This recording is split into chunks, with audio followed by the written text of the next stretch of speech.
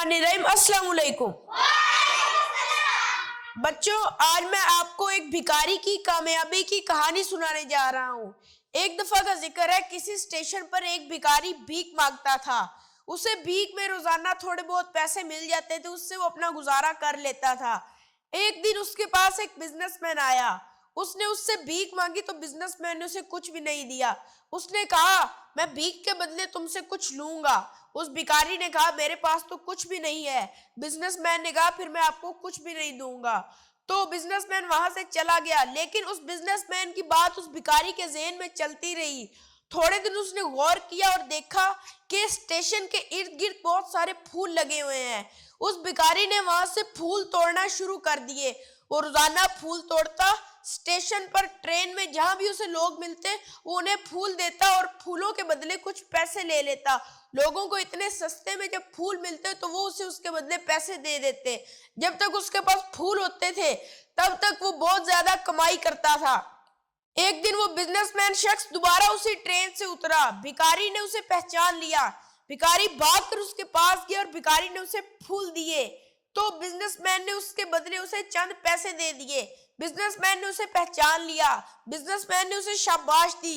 Businessman ने कहा कि इस दफा तुमने मेरा भी कुछ फायदा किया है तो मैंने भी तुम्हारा कुछ फायदा किया है। ये बात फिर उस भिखारी के ज़हन में चलती रही।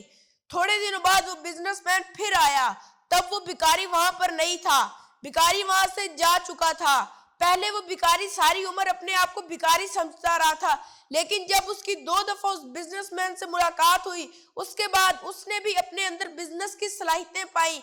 वो गया, रोजाना फूल खरीदता और शहर में मुख्तलिफ लोगों को बेच आता। करते करते वो एक दिन इतना कामयाब हो गया कि वो सारी दुनिया से फूल अपने मुल्क में मंगवाता और लोगों को बेच देता। एक दिन वो ट्रेन में गया, उसने भी पैंट कोट पहना हुआ था, वैसे ही बैठा था। उसे वो बिजनेसमैन मिला। बिजनेसमैन उसे नहीं पहचान पाया, लेकिन भिखारी ने उसे पहचान लिया। भिखारी ने बिजनेसमैन से कहा, याद करें हमारी पहले 2 दफा मुलाकात हुई है। उस वक्त मैं भिखारी था। आपने मुझे 2 दफा कहा था, जब तक आप लोगों को कोई चीज नहीं दोगे तब तक आप खुद भी नहीं कुछ कमा पाओगे। और दूसरे नंबर पर आपने मुझे ये कहा था, जब आप लोगों को चीजें दोगे तब आप कमाओगे। तो मैंने कहा कि अगर मैं ऐसे ही सारी उम्र फूल भी देता रहा तो मैं कुछ नहीं कर पाऊंगा। मैं उस कारोबार को और बढ़ाता हूँ। उसके बाद मैंने उस कारोबार को बढ़ाया और आज मैं मुल्क में सबसे बड़ा फूल देने वाला शख्स हूँ। तो बिजनेसमैन ने उसे शाबाश दी।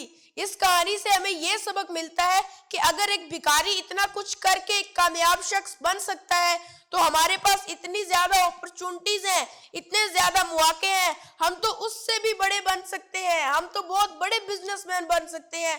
तो मौकों को तलाश करें, मौके आपकी जिंदगी में होते हैं, आप उनसे फायदा उठाएं।